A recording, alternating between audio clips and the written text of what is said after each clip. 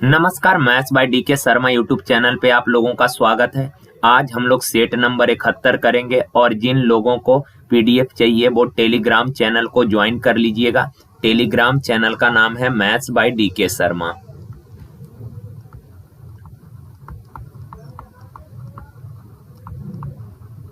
यहाँ पे आप लोगों को सारा सेट का पीडीएफ मिल जाएगा। ओके, चलिए सवाल करते हैं। अब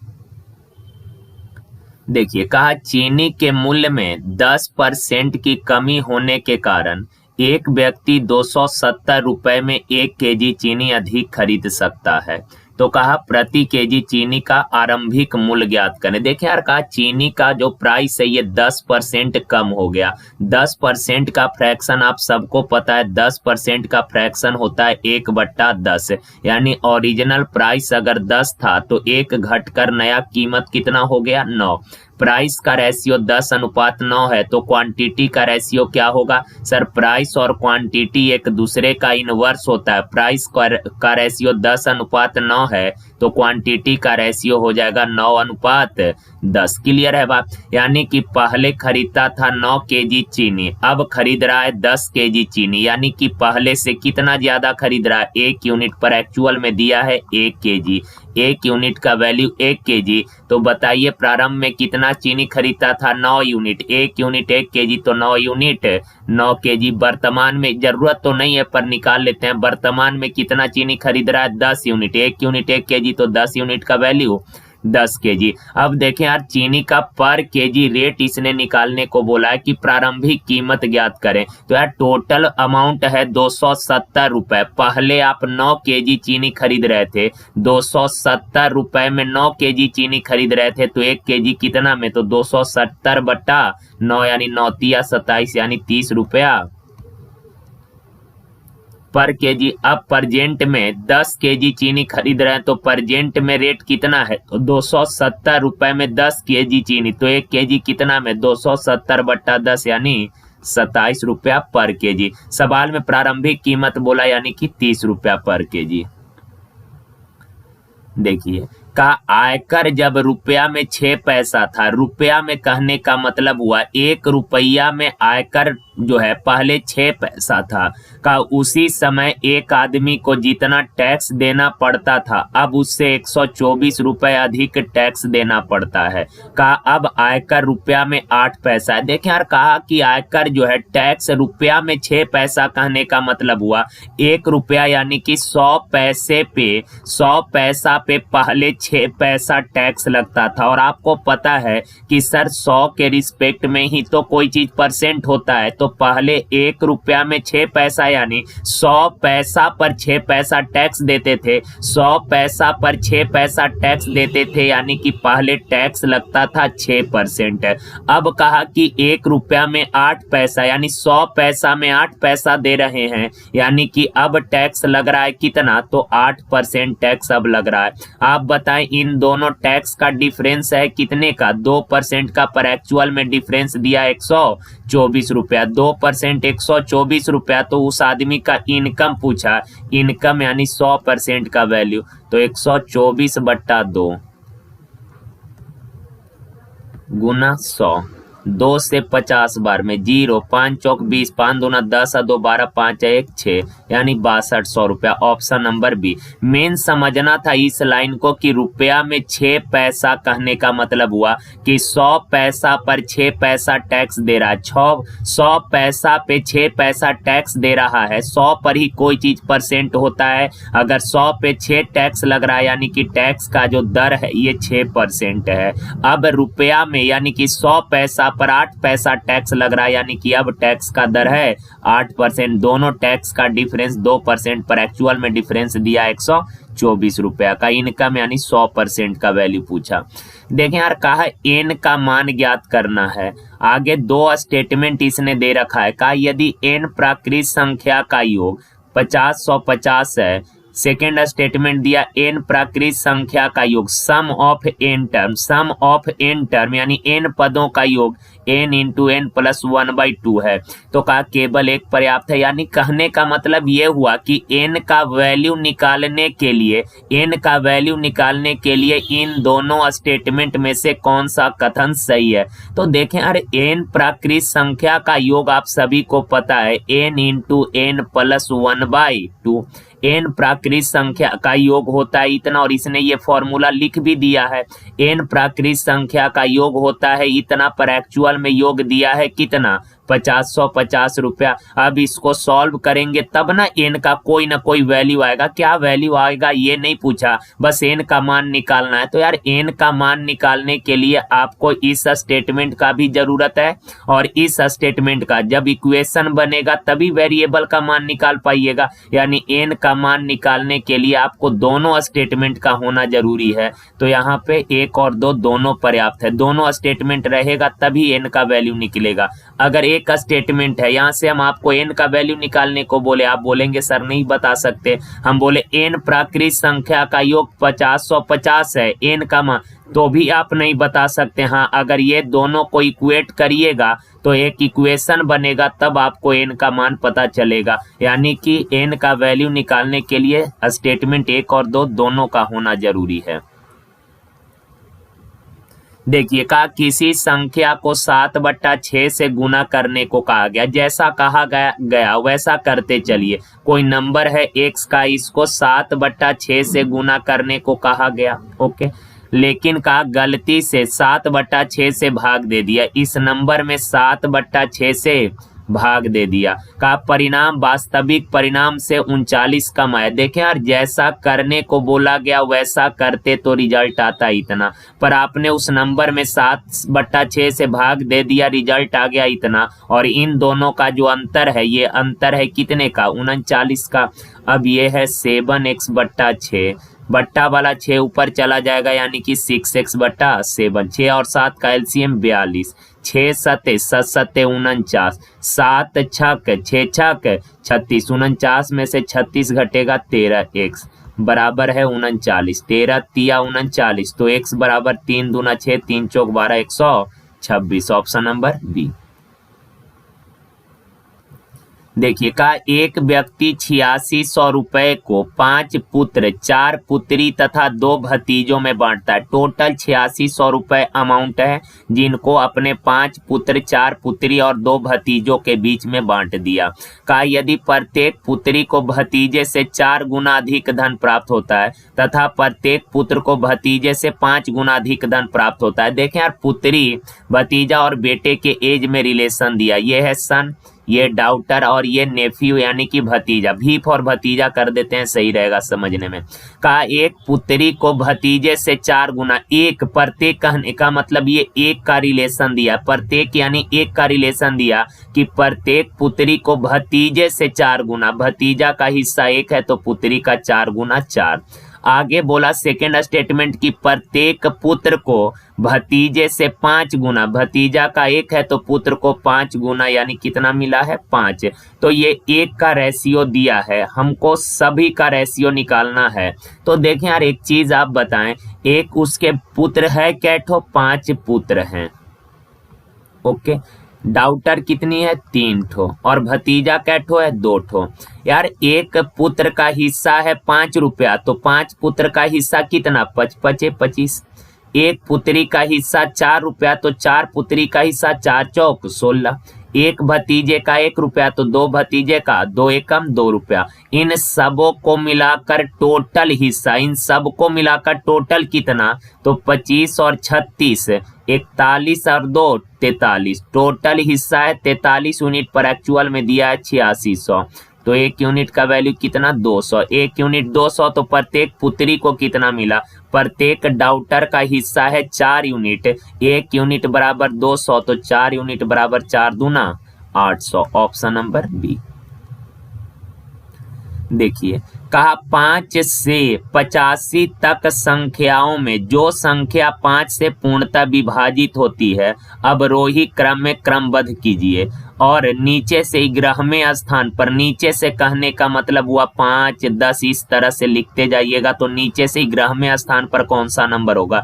11 पचे 55 होगा। 11वां स्थान पर तो पहला स्थान पर 5, दूसरा स्थान पर 10, तीसरा 15, इस तरह से पहला 5, दूसरा 5 दूना 10, तीसरा 5 या 15, तो 11वां 11 पचे 55 होगा। अगर ऐसे आप ना समझ पाए तो आप ऐसे देखिए यार, आप बताएं अवरोही क्रम में कहा यानी घटते क्रम में लिखने को बोला तो 85 5 से डिवाइड होता है। 85 से छोटा नंबर कौन जो 5 से कटेगा? तो आप बोलेंगे सर 80 है, चूंकि 5 से कटने वाला है तो 5 5 का गैप, फिर 5 से कटने वाला 75, फिर 70, इस तरह से आखिरी नंबर जो 5 से कटेगा वो होगा 5। तो कहा कि नीचे से यानी कि पीछे से 11वां स्थान पर, पहला स्थान पर 5 है, दूसरा पर 10 होगा, तीसरा पर 5 तिया 15, इसी तरह से 11वां स्थान पर 11 पचे 55 होगा। 11वां स्थान पर 11 पचे 55 होगा। Option number B.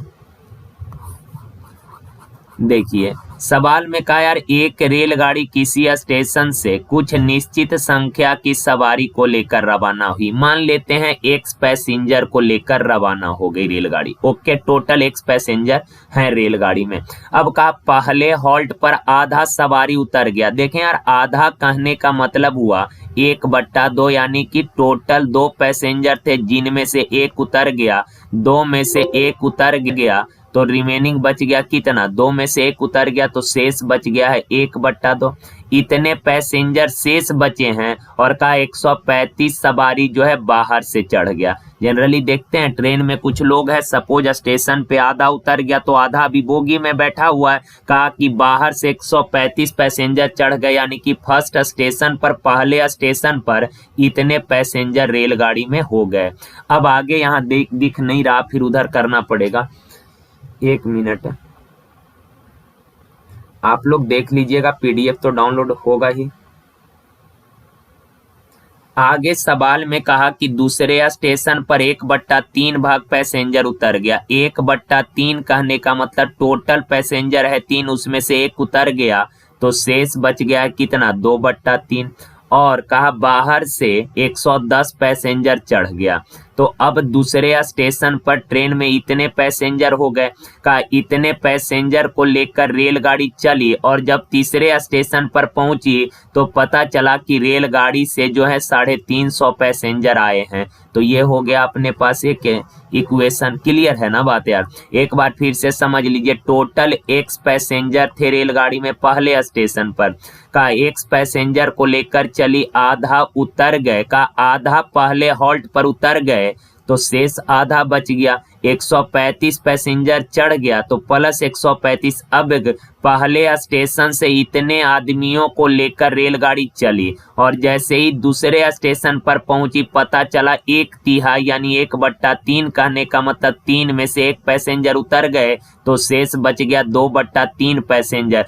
शेष पैसेंजर बचाए 2/3 और कहा 1/10 बाहर से चढ़ गया तो दूसरे स्टेशन पर टोटल इतने पैसेंजर हो गए और इसको लेकर रेलगाड़ी चली और जब अपने डेस्टिनेशन पे पहुंची तो पता चला 350 पैसेंजर आया है।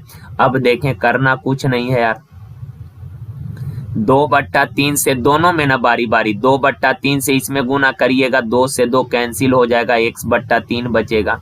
2/3 से इसमें गुना करिएगा तो 3 चौक 12, 3 पचे 15, तो 45 दूना 90 प्लस 110, तो ये हो जाएगा x/3 प्लस 110 प्लस 90 200 बराबर 250, 350।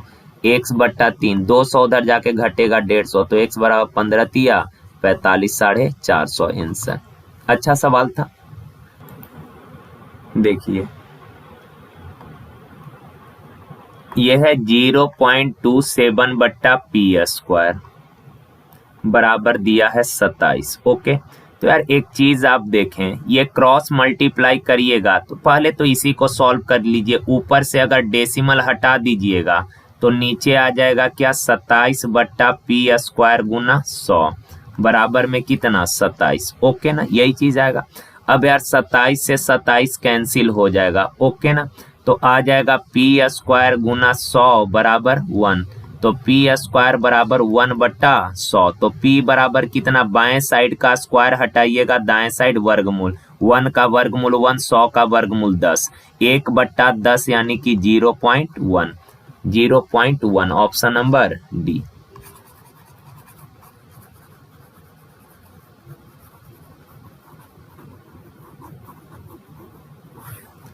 देखिए ये सवाल अच्छा यार, एक चीज पहले समझिए, 0.9 है, 0.4 दिया है, मान लीजिए 0.121 दिया,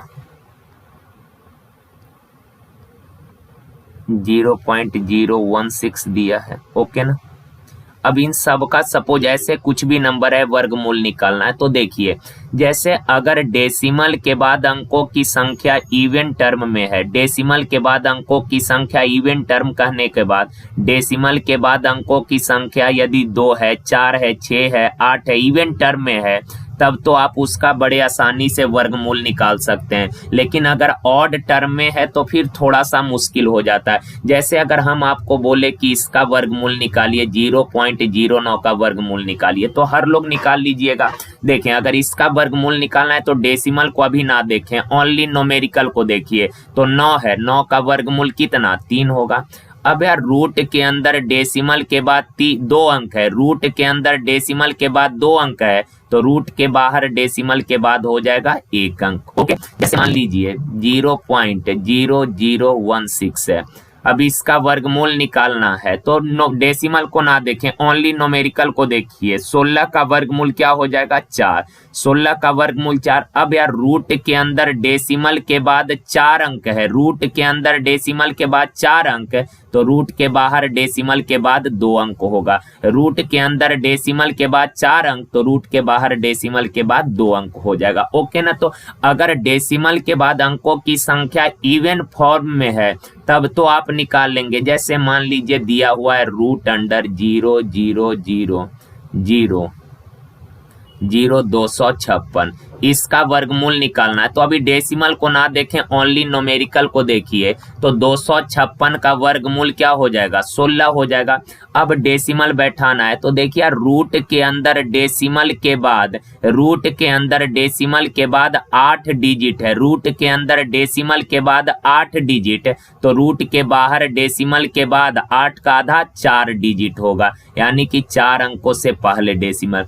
तो ऐसे अगर वर्गमूल निकालने वाला आ जाए डेसिमल के फॉर्म में और रूट के बाद डेसिमल के बाद अंकों की संख्या अगर इवन प्लेस पर है, इवन फॉर्म में है, तब तो आप उसका वर्गमूल निकाल लेंगे। लेकिन ऑड है, डेसिमल के बाद अंकों का संख्या, तब कैसे निकालिएगा। देखिए एक चीज बस आप याद रखिएगा कि 0.1 का जो वर्गमूल होता है ये 0.316 होता है, ये चीज आपको ध्यान में रखना ही पड़ेगा। 0.1 का वर्गमूल होता है 0.316, रूट अंडर 0.1, 0.1 का वर्गमूल 0.316, इसको 2-3 बार आप लोग लिख लीजिएगा, याद कर लीजिएगा लिख के, ओके ना। तो देखें यार एक चीज और समझिए, जैसे मान लीजिए कि 1.23 है, ओके।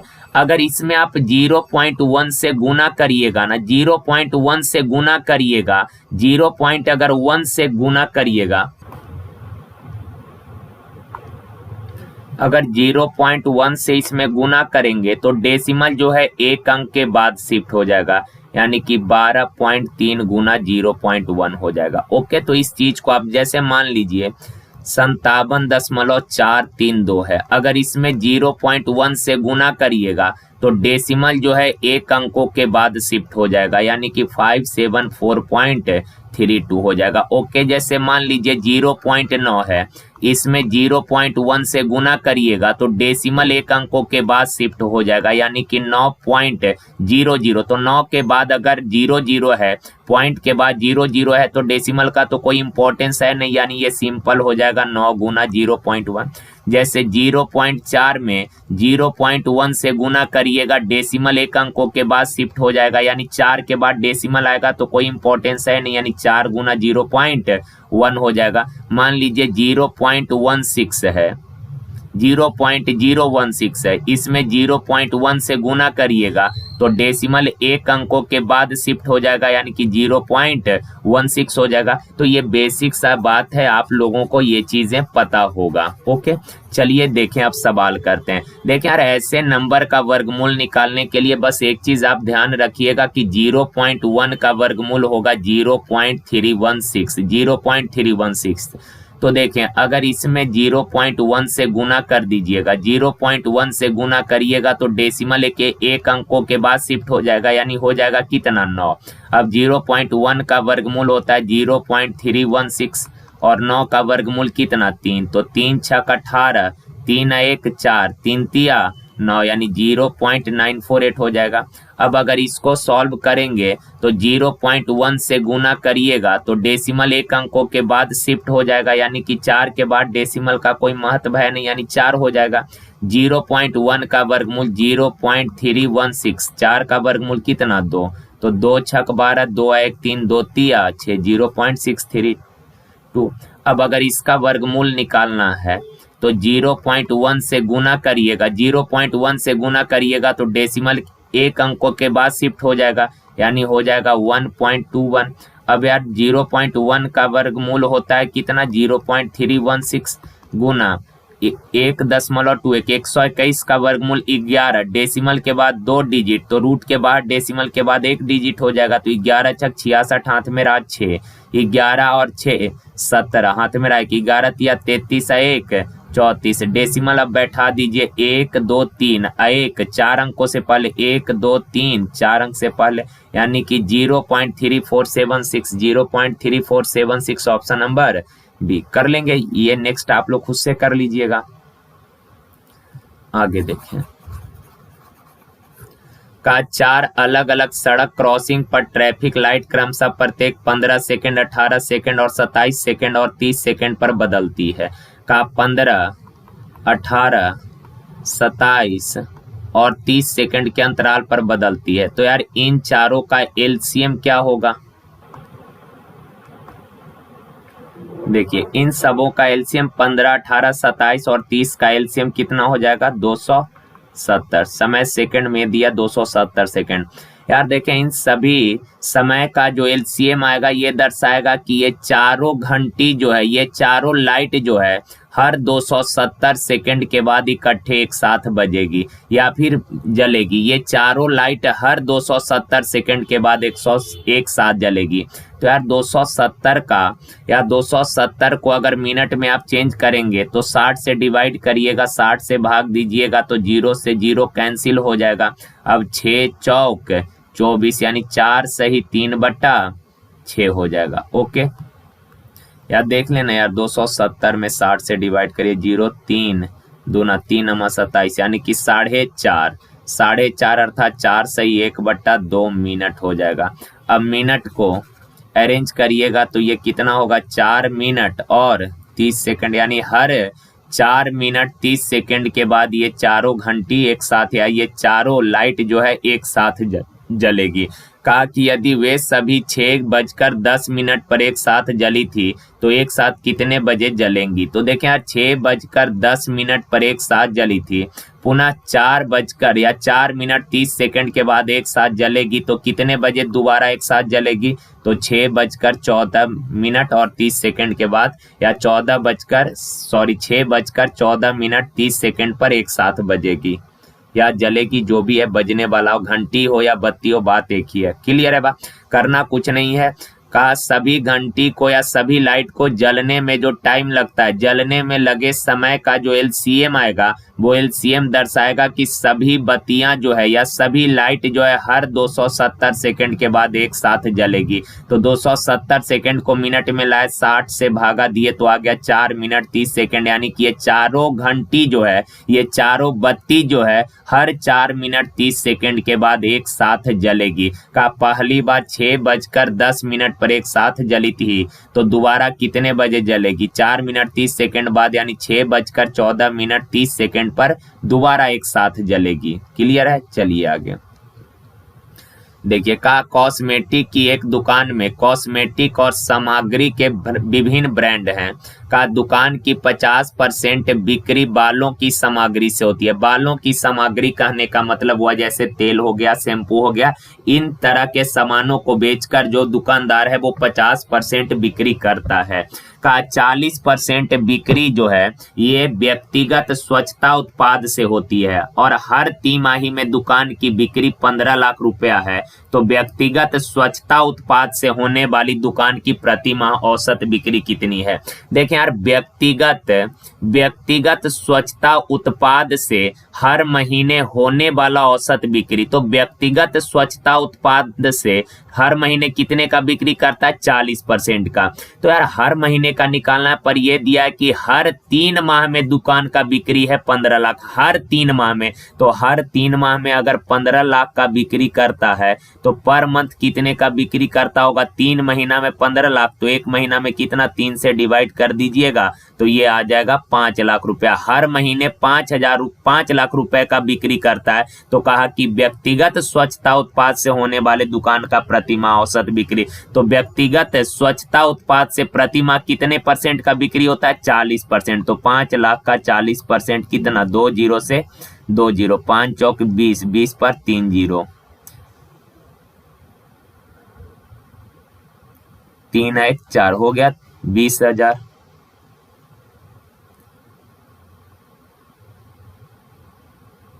5 चौक 20 पर 3 1 4 जीरो, 20 पर 4 जीरो यानी कि 2 lakh. 2 lakh option number D. देखिए आगे का एक व्यक्ति 570 रुपए में एक वस्तु खरीदता है और वह विक्रय मूल्य का 20% मरम्मत पर खर्च करता है, फिर भी उसे 20% का लाभ होता है। तो उस वस्तु का विक्रय मूल्य कितना होगा? देखें यार, खरीदता है यानी कि कॉस्ट प्राइस दिया है 570 रुपए का, विक्रय मूल्य सपोज 100 रुपए है, तो का विक्रय मूल्य का 20% मरम्मत पे खर्च करता है। विक्रय मूल्य का 20% यानी x का 20% यानी 1/5 यानी x/5 रुपए जो है वो मरम्मत पे खर्च करता है। तो आप लोगों को पता होगा कि सर खरीदने के अलावा किसी वस्तु को लाने, ले जाने या फिर बनवाने में जो भी एक्स्ट्रा खर्च होता है सबको जोड़कर वास्तविक क्रय मूल्य बनता है। का 570 रुपए तो उसने कैश पेमेंट करके वस्तु को खरीदा है और उसको मरम्मत कराने में x/5 रुपए खर्च किया, तो उसका ओरिजिनल क्रय मूल्य कितना हो गया? तो 570 प्लस x/5 ये ओरिजिनल क्रय मूल्य है। सवाल का कि 20% का लाभ होता है, 20% लाभ होता है, खरीदा है इतना में, टोटल क्रय मूल्य है इतना, 20% का लाभ होता है यानी कि बेचा है कितना में? 120/100 में, पर एक्चुअल में विक्रय मूल्य है कितना? 100 रुपया। क्लियर है बात? अब देखें यार, बस कैलकुलेशन है, ये काटिएगा 2 छक 12, 2 पचे 10। अब यार ये है कितना? तो ये है 570 प्लस x/5, क्रॉस मल्टीप्लाई करिएगा तो ये हो जाएगा 5x/6 और प्लस का x/5 दाएं साइड जाएगा तो ये माइनस का x/5 हो जाएगा।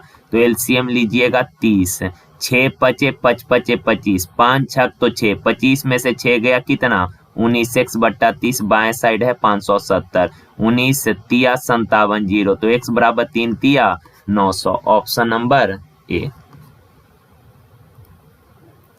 देखिए आगे का, एक वस्तु की कीमत 900 रुपए अंकित की गई है और उस पर 8% और 8% की 2 क्रमिक छूट दी गई। यदि इन 2 छूट के स्थान पर 16% की एक छूट दी जाती हो तो विक्रेता की कितनी हानि या लाभ होगा ये बताना। का यार यहाँ डिस्काउंट का 2 कंडीशन है। पहला कंडीशन ये है कि 8% और 8% का 2 क्रमिक छूट मिलेगा और आप सबको पता है, जैसे मान लीजिए कि x% और y% का 2 क्रमिक छूट दे रहा है तो 2 लगातार छूट के समतुल्य एकमात्र छूट क्या होगा? तो x plus y minus x गुना y/100 होगा, यानी कि पहला छूट 8%, दूसरा भी 8% माइनस 8 गुना 8/100, तो 8 8 16 माइनस 64/100, 64/100 यानी कि 0 पॉइंट, अरे भाई 64/100 है तो बट्टा वाला 2 जीरो हटाइएगा तो डेसिमल 2 अंकों से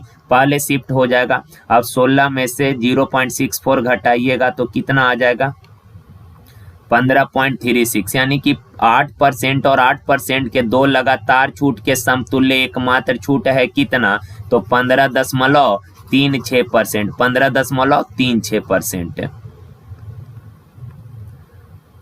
अब आगे कहा कि यदि इन दो छूट के स्थान पर एक सिंगल छूट जो है वो 16% का देता है, यानी सेकेंड स्टेटमेंट में डिस्काउंट दिया ओनली 16% का, तो कहा कि दुकानदार को कितने का हानि हुआ। देखें यार 8% और 8% का दो लगातार छूट देता तो एक समतुल्य छूट देना होता 15.36% का, लेकिन सेकेंड डिस्काउंट ओनली 16% का दिया है, तो ज्यादा डिस्काउंट देगा तो दुकानदार को लॉस होगा कितने का, तो 16 में से 15.36 जाएगा तो डिस्काउंट हो गया कितना 0.64% का।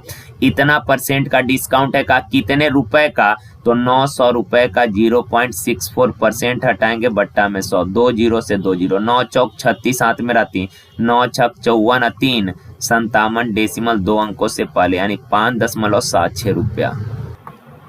देखिए का एक परीक्षा में 120 छात्रों के अंकों का औसत 35 है, यदि उत्तीर्ण होने वाले छात्रों के अंकों का औसत 39 तथा अनुत्तीर्ण होने वाले छात्रों के अंकों का औसत 15 है, तो परीक्षा में पास होने वाले छात्रों की संख्या, एलिगेशन लगा लीजिए यार का पास होने वाले छात्रों का अंकों का जो औसत है ये 39 और फेल होने वाले छात्रों के अंकों का औसत है 15, और कहा टोटल 120 विद्यार्थी के, यानी कहने का मतलब पास और फेल दोनों को मिलाकर टोटल जितने छात्र हैं का उनके अंकों का औसत है 35। अब 39 में से 35 गया 4, 35 में से 15 गया 20, 4 से काटिएगा 5, 4 से काटिएगा 1 बार। पास होने वाले छात्रों का संख्या है 5 यूनिट और फेल होने वाले छात्रों का संख्या 1 यूनिट, पर टोटल पास और फेल मिलाकर टोटल बच्चे हैं कितने 6 यूनिट, पर एक्चुअल में दिया है कितना 120, 1 यूनिट का वैल्यू 20 है, तो कहा पास होने वाले छात्रों का संख्या कितना 5 यूनिट, 1 बराबर 20 तो 5 बराबर 20 बचे 100, ऑप्शन नंबर ए।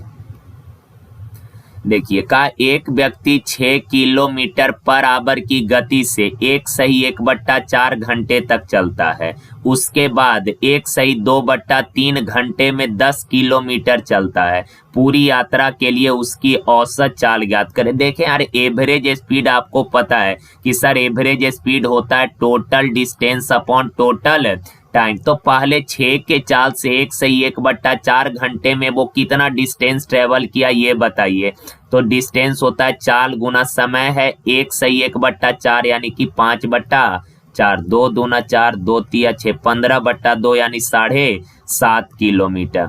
कहा सेकेंड स्टेटमेंट में कहा 1/2/3 घंटा में 10 किलोमीटर, ये ऑलरेडी डिस्टेंस दे दिया है, तो फर्स्ट स्टेटमेंट से डिस्टेंस आया 7.5, सेकेंड में इसने बोला 10 किलोमीटर दूरी चलता है, तो एवरेज स्पीड क्या होगा, एवरेज स्पीड होगा टोटल डिस्टेंस, तो 7.5 प्लस 10 और बट्टा में टोटल टाइम, पहला टाइम है कितना 1/4 यानी 5/4 प्लस सेकेंड में 1/2/3 यानी 3/2 5/3। सॉल्व कर लीजिए यार 17.5 बट्टा में 4 और 3 का एलसीएम 12, 4 तिया 5 तिया 15, 3 चौक 4 पचे 20, 15 और 20 45, बट्टा वाला 12 ऊपर चला जाएगा तो ये आ जाएगा 17.5 गुना 12/45। अब इसको आप लोग सॉल्व कर लीजिएगा आगे। देखिए का इनलेट पाइप, इनलेट यानी पानी भरने वाला पाइप का इनलेट पाइप पी किसी टैंक को 7 घंटे में भरेगा, पी जो है टैंक को 7 घंटे में भर देगा। आउटलेट पाइप, आउटलेट यानी खाली करने वाला पाइप क्यू जो है टैंक को 6 घंटा में खाली कर देगा। 7 और 6 का एलसीएम 42, 7 छक भरने वाला है तो प्लस है, 6 सते खाली करने वाला है माइनस है। अब का यदि केबल पी को पहले 3 घंटे के लिए खोला गया, पी को 3 घंटे के लिए ओपन किए तो पी 1 घंटा में 6 यूनिट भरता है, 3 घंटा में कितना भर देगा 6 3 का 18 भर देगा, यानी कि इतना टैंक भरा है। टोटल 42 लीटर का टैंक है जिसमें 18 लीटर पानी भरा हुआ है। कहा उसके बाद क्यू को भी खोल दिए। पी तो पहले से ओपन था ही, अब क्यू भी ओपन हो गया, यानी अब दोनों नल ओपन है। तो भाई मेरे पी 6 भर रहा है और क्यू 7 खाली कर रहा है, तो दोनों साथ में चलेगा तो 1 लीटर पानी बाहर निकलेगा। हर घंटे 1 लीटर पानी बाहर निकलेगा। कहने का मतलब ये हुआ कि अगर दोनों नल एक साथ ओपन कीजिएगा तो टैंक में पानी जाएगा नहीं, बल्कि जितना भरा हुआ है वही पानी बाहर निकलने लगेगा। तो यार टैंक भरा हुआ है कितना, 18 यूनिट। हर घंटे 1 यूनिट खाली करेगा, तो 18 यूनिट खाली करने में कितना समय लगेगा, 18/1 यानी 18 घंटा। Option number D. देखें 550 रुपए 5% के दर से वार्षिक साधारण ब्याज पर लेती है। 4 वर्ष में कितना धन राशि अदा करनी होगी। कितना धन राशि अदा करनी होगी कहने का मतलब ये अमाउंट पूछ रहा है। तो यार पहले ये बताएं कि 550 रुपए पर 5% के दर से 4 वर्ष में ब्याज लगेगा कितना, 5 चौक 20%, तो 2 जीरो से 2 जीरो कैंसिल, 55 दूना 110 रुपया। ये आ गया ब्याज 110 रुपया का। कितना धन राशि अदा करना होगा यानी अमाउंट पूछा, तो मूलधन है 550 रुपया, ब्याज देगा 110 रुपया, तो मिश्रधन हो जाएगा 660। Option number C. देखिए दिया है ए अनुपात बी बराबर 2:3, बी अनुपात सी बराबर 3:7। तो पहले इन दोनों रेशियो को बैलेंस कर लीजिए। दोनों में बी कॉमन है तो बी का वैल्यू दोनों जगह सेम होना चाहिए। यहाँ पे दोनों जगह संजोग से बी सेम है, दोनों जगह सी सेम है, यानी ये रेशियो ऑलरेडी बैलेंस है। तो ए बी और सी का रेशियो हो गया 2, 3 और 7। सवाल का ए प्लस बी यानी 3 और 2 5, बी प्लस सी यानी 7 और 3 10, सी प्लस ए यानी 7 और 2 9, 5 10 9, 5 10 9। Option number C. देखिए का 8 पुरुष या 7 महिला किसी घर को 33 दिन में रंगेगी। 8 पुरुष या 7 महिला यानी कि 8 मैन अगर पेंट करे तो 33 दिन में कर देगा। डे से गुना किए मैन के रूप में, ये टोटल आ गया। आगे कहा कि 17 ओमैन जो है काम को 33 दिन में, डे से गुना किए तो ये ओमैन के रूप में टोटल आ गया। दोनों टोटल है अतः आपस में बराबर, 33 से 33 कैंसिल। वेरिएबल को एक साइड लाइएगा तो आ जाएगा, न्यूमेरिकल को एक साइड तो 17/8, यानी मैन का एफिशिएंसी 17 यूनिट है, वुमेन का एफिशिएंसी है 8 यूनिट। अब आगे सवाल में क्या कहा कि 12 पुरुष और 24 महिला इस तरह के 3 घर को कितने दिन में पेंट करेंगे। इस प्रकार के देखें यार, ये भी एक काम है और ये भी एक काम है, दोनों टोटल वर्क है। ओके ना, तो कहीं से टोटल वर्क निकाल लीजिए। यहाँ से अगर निकालेंगे तो टोटल वर्क कितना 8 है, एम का एफिशिएंसी 17 गुना 33, ये एक काम हो गया। अब का ऐसे ही 3 घर को पेंट करना, ये एक घर का टोटल वर्क हो गया कि इतना पेंट करना, एक ये टोटल काम हो गया। अब का ऐसे 3 घर पेंट करना है तो 3 से गुना कर दीजिएगा तो ये अब टोटल वर्क हो गया। का इस काम को 12 मैन और 24 ओमैन कितने दिन में करेगी। तो 12 मैन, एक मैन एक दिन में 17 काम, तो 12 मैन एक दिन में कितना, 12 गुना 17 कीजिएगा, 17 दूना 34, 17 और 3 20, 204। 24 ओमैन, एक ओमैन एक दिन में 8, तो 24 ओमैन 24 गुना 8, 8 चौक 32, 8 2 8 दूना 16, 16 3 19, यानी कि 4 2 6 9 2 1 3, 396। तो 396 से डिवाइड कर दीजिएगा, कैलकुलेशन कर लीजिएगा, कुछ वैल्यू आ जाएगा। ओके देखें आगे का परिवार के 5 सदस्यों की वर्तमान औसत आयु 33 वर्ष है। 5 सदस्य का वर्तमान औसत 33 है, तो 5 सदस्य का टोटल एज कितना, 5 गुना 33।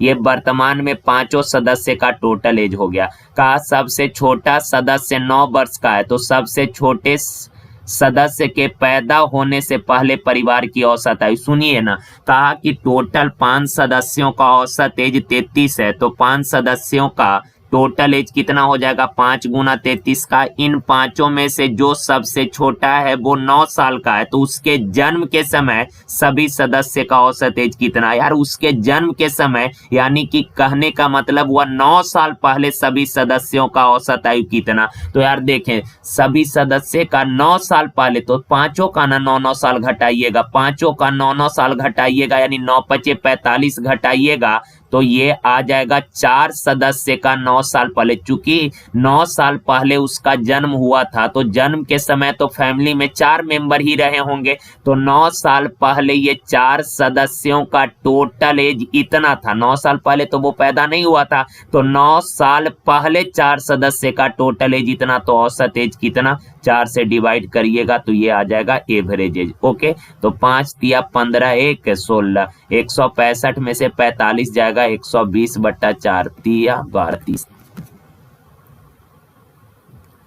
देखिए एक टावर के तल से 4 मीटर और 9 मीटर के दूरी पर एक सीधी रेखा पर 2 बिंदु से टावर के शीर्ष का उन्नयन कोण पूरक है। यार अगर उन्नयन कोण पूरक बोला है और हाइट इसने पूछा है तो हाइट बराबर होगा √A/b। ध्यान रखिएगा, तो पूरक वाला जब भी सवाल आ जाए, पूरक वाला सवाल जब भी रहे, टावर का हाइट बोला है तो √A/b यानी कि √4 गुना 9, 9 चौक 36 का वर्गमूल कितना 6।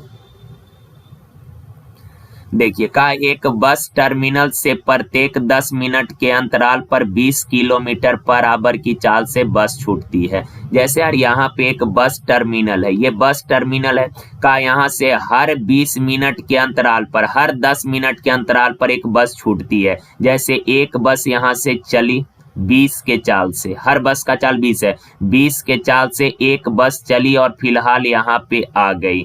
अब यार आप बताएं दूसरा बस जो है अभी यहीं पे का 10 मिनट के अंतराल पर यहाँ से बस छूटती है, तो आप बताएं पहला बस जो है दूसरा से 10 मिनट में कितना दूरी पर निकल गया। तो आप बोलेंगे सर 20 चाल है तो 20 किलोमीटर पर आवर के चाल से चलकर 10 मिनट यानी आवर में लाइएगा 60 से भागा, 1 0 से 1 0, 2 तिया 6, 2 से 10 दूना 20 यानी कि 10/3 किलोमीटर डिस्टेंस ट्रेवल किया। का पहला बस 10 मिनट पहले निकला है तो 10 मिनट में ये कितना डिस्टेंस ट्रेवल कर लिया, तो 10/3 किलोमीटर। अभी जो ये डिस्टेंस आया ये दोनों बसों के बीच का फासला हो गया 10/3 किलोमीटर। पहला बस यहाँ है और दूसरा बस अभी कहा बस टर्मिनल पे है। अब कहा कि विपरीत दिशा से बस टर्मिनल की ओर आने वाला एक व्यक्ति को ये बसें 8 मिनट के अंतराल पर मिलती है। कहा विपरीत दिशा से एक आदमी आ रहा है, इसका चाल पूछा है हमने, मान लिया v किलोमीटर पर आवर। कहा कि v किलोमीटर पर आवर के चाल से अपोजिट डायरेक्शन से आया और ये पहला बस से मिला और फिर 8 मिनट के बाद ये दूसरा बस से मिला। बस इसी लाइन को समझना है। कहा कि विपरीत दिशा से आ रहा एक आदमी जो है 8 मिनट के अंतराल पर दोनों बसों से मिला, यानी कि इससे मिला और इससे मिलने के 8 मिनट के बाद दूसरे बस से मिला, 8 मिनट के बाद दूसरा से मिला। कहने का मतलब हुआ कि 8 मिनट में जो है ये आदमी ने इतना डिस्टेंस ट्रेवल किया है। 8 मिनट में इस डिस्टेंस को आदमी ने ट्रेवल किया है, तो समय बराबर क्या होता है दूरी बट्टा चाल। समय है कितना 8 मिनट को आवर में लाइएगा 60 से भागा, डिस्टेंस कितना 10/3 और बट्टा में चाल, अपोजिट डायरेक्शन, बस इधर जा रहा है आदमी इधर आ रहा है तो अपोजिट डायरेक्शन है चाल जुटेगा। बस का चाल है 20, आदमी का चाल है v। ओके, अब बस कैलकुलेशन है कर लीजिए। 4 दूना 8, 4 से 15 चौक 60, क्रॉस करिएगा 40 + 2v बराबर 15 गुना 10/3 अगर कीजिएगा 15 गुना 10/3 करिएगा 3 पचे 15, 10 पचे 50, 40 इधर आके 50 में से घटेगा 2v बराबर 10, तो v बराबर कितना 5 किलोमीटर पर आवर, यानी कि लड़के आदमी जो भी है उसका चाल 5 किलोमीटर पर आवर हो गया। ओके, चलिए आगे देखिए। का यदि अल्फा और बीटा द्विघात समीकरण के मूल हैं तो 2 अल्फा इंटू बीटा और बट्टा अल्फा प्लस बीटा का मान निकालना है। तो देखें यार मूलों का योग अल्फा प्लस बीटा आपको पता है मूलों का योग होता है माइनस बी बट्टा ए, माइनस बी बट्टा ए। तो यहाँ पे बी कितना है, तो बी है -4 प्लस √5, तो माइनस इंटू माइनस प्लस हो जाएगा, यानी बी का वैल्यू है 4√5 बट्टा ए कितना है, तो ए है 5 प्लस √2। ओके ना। अब मूलों का गुणनफल क्या होता है, मूलों का गुणनफल होता है सी बट्टा ए, सी है कितना, तो 8 प्लस 2√5 और बट्टा में ए कितना, तो 5 प्लस √2। अब यार कुछ नहीं, वैल्यू बस पुट करना है, 2 गुना 4 प्लस √5 बट्टा में है 5 प्लस √2 और पूरे के बट्टा में मूलों का योग, सॉरी मूलों का गुणनफल है ना ऊपर, तो मूलों का गुणनफल 2 गुना मूलों का गुणनफल कितना है, 8 प्लस 2√5 को 2 कॉमन कर लीजिएगा तो 4 प्लस √5 लिख सकते हैं और बट्टा में है कितना 5 प्लस √2 और पूरे के बट्टा में मूलों का योग कितना है 4 प्लस √5 बट्टा में 5 प्लस √2। यार ये वाला से ये वाला कैंसिल हो जाएगा, 2 दूना कितना 4, ऑप्शन नंबर ए। देखिए का घन के किनारे की लंबाइयों का योग का एक वर्ग के परिधि के आधे के बराबर है। यदि घन के आयतन का संख्यात्मक मान वर्ग के क्षेत्रफल के संख्यात्मक मान के 1/6 के बराबर है तो वर्ग की एक भुजा की लंबाई कितनी होगी। देखें यार वर्ग का भुजा जनरली ए से डिनोट करते हैं, वर्ग का भुजा ए, वर्ग का एरिया होता है, भुजा स्क्वायर वर्ग का परिमाप 4 है। घन के भुजा को भी, चूंकि घन के सभी भुजा का लंबाई समान होता है तो घन के साइड को भी हम लोग ए से रिप्रेजेंट करते हैं, पर एक ही सवाल में ये दोनों शेप आ गया तो आप लोग साइड को अलग अलग वेरिएबल से रिप्रेजेंट करिए। जैसे घन का भुजा मान लेते हैं है ए और वर्ग का भुजा मान लेते हैं x, तो आप बताइए का घन के सभी किनारा के लंबाइयों का योग, तो घन में टोटल 12 किनारा होता है तो सभी किनारा के लंबाइयों का योग यानी a प्लस ए 12 बार करिएगा तो 12 किनारा के लंबाइयों का योग होगा 12a। का घन के सभी किनारा के लंबाइयों का योग जो है वर्ग के परिधि के आधा, वर्ग का परिधि होता है 4, वर्ग का भुजा x है तो परिधि होगा 4x, तो का घन के 12 किनारों के लंबाइयों का योग जो है वर्ग के परिधि के आधा के बराबर है। अब 2 दूना 4, 2 से काटिए 6 बार में तो a बराबर हो जाएगा x/6। अब सेकेंड स्टेटमेंट दिया है कि घन के आयतन का संख्यात्मक मान वर्ग के एरिया के संख्यात्मक मान के 1/6 के बराबर है। तो घन का भुजा है a तो घन का आयतन होगा भुजा q, वर्ग का भुजा है x तो वर्ग का एरिया होगा भुजा स्क्वायर। का घन का आयतन वर्ग के एरिया का 1/6 है। अब यार a का वैल्यू आपको पता है x/6 है तो x/6 का क्यूब करिएगा तो x³ का क्यूब हो जाएगा 216 बराबर x² गुना 1/6। x² से 2 ठो कट जाएगा, 6 से काटिएगा 36 बार में तो x बराबर क्रॉस मल्टीप्लाई कितना 36, तो x का वैल्यू आ गया 36। देखें कहा किसी निश्चित राशि पर 2 वर्ष के लिए 15% सामान्य वार्षिक ब्याज और चक्रवृद्धि ब्याज के बीच 180 का अंतर है निश्चित राशि। तो यार 2 वर्ष के केस में CI और SI का डिफरेंस दिया है तो डिफरेंस बराबर क्या होता है P इंटू 2 साल के केस में डिफरेंस बराबर P इंटू R/100 का स्क्वायर। ओके ना। अब तो सॉल्व हो जाएगा, इसको सॉल्व कर लीजिएगा। देखें कहा एम एक काम को 12 दिन में करेगा, एम जो है काम को 12 दिन में करेगा, एन उसी काम को समाप्त करने में एम से आधा समय लेता है, एन जो है एम से आधा समय, एम 12 दिन में तो एन 6 दिन में कर देगा। तो 12 6 का एलसीएम 12, 12 1 कम 12, 6 दूना 12। सवाल का यदि वे दोनों मिलकर काम करे तो यह एक दिन में कितना काम कर देगा। देखें यार एम एक दिन में 1 काम करेगा और एन एक दिन में 2 काम, दोनों मिलकर एक दिन में 3 काम, दोनों मिलकर एक दिन में 3 काम करेगा। टोटल कितना में से 12 में से, तो टोटल बट्टा में 3 से काटिएगा यानी कि 1/4 भाग काम कर देगा। तो ऑप्शन नंबर सी। देखें 110 रुपए की एक राशि 2 रुपया 1 रुपया और 50 पैसे के सिक्का के रूप में है। 2 रुपया 1 रुपया और 50 पैसे के सिक्का के रूप में है और इन तीनों के सिक्कों का यानी क्वाइंस का रेशियो दिया है 1 2 3। का इनमें 50 पैसे के कितने सिक्के हैं। तो यार पहले मूल्य का रेशियो निकाल लेते हैं। 2 रुपया का एक सिक्का है यानी कि मूल्य है क्या रुपया, 2 रुपया। 1 रुपया का 2 सिक्का है यानी कि 2 रुपया है। 50 पैसा का 3 सिक्का यानी कि 1.5 रुपया है।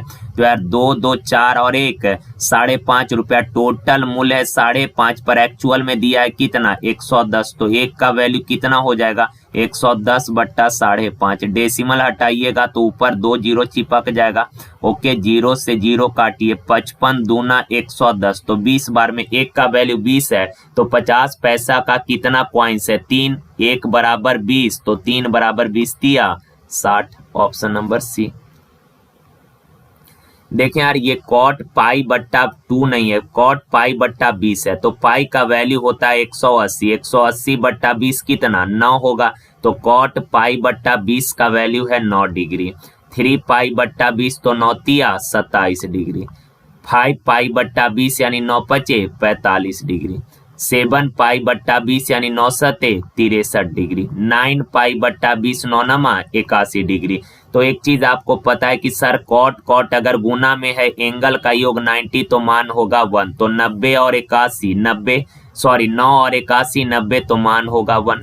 27 और 63 90 मान होगा 1। और कॉट 45 डिग्री का वैल्यू 1। तो 1 गुना 1 गुना 1 कितना 1। Option number D. देखिए कहा किस अनुपात में पानी को दूध में मिलाया जाए कि मिश्रण को क्रय मूल्य पर बेचने पर 20% का लाभ हो। कहा यार कि दूध में पानी मिलाता है, कहा कि और मिक्सचर जो बना उसको क्रय मूल्य पर बेचा यानी कि जितना में खरीदा उतना ही में बेचा तो 20% लाभ हो गया। यार जितना में खरीदिएगा अगर उतना ही में बेचिएगा तो नो प्रॉफिट नो लॉस होगा, लेकिन इसने बोला कि 20% का लाभ हुआ है। 20% का लाभ हुआ तो 20% का फ्रैक्शन 1/5।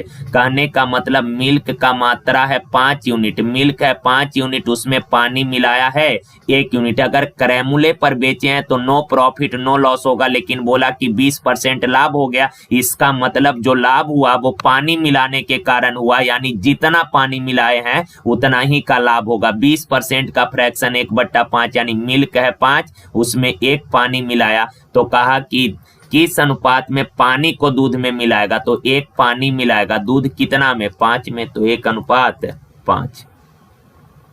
देखिए ये अच्छा सवाल है। कहा किसी मिल में मूंगफली के वजन के 20% के बराबर तेल निकाला जाता है। निष्कर्षण के बाद जो पदार्थ बचता है उसे मवेशियों के भोजन के लिए 12.5 रुपए पर केजी के हिसाब से बेच दिया। मूंगफली 20 रुपए पर केजी के हिसाब से खरीदी गई, यानी मूंगफली का रेट दिया कि मूंगफली जो है 20 रुपए पर केजी के हिसाब से खरीदा और प्रोसेसिंग का कीमत 5 रुपया पर केजी है।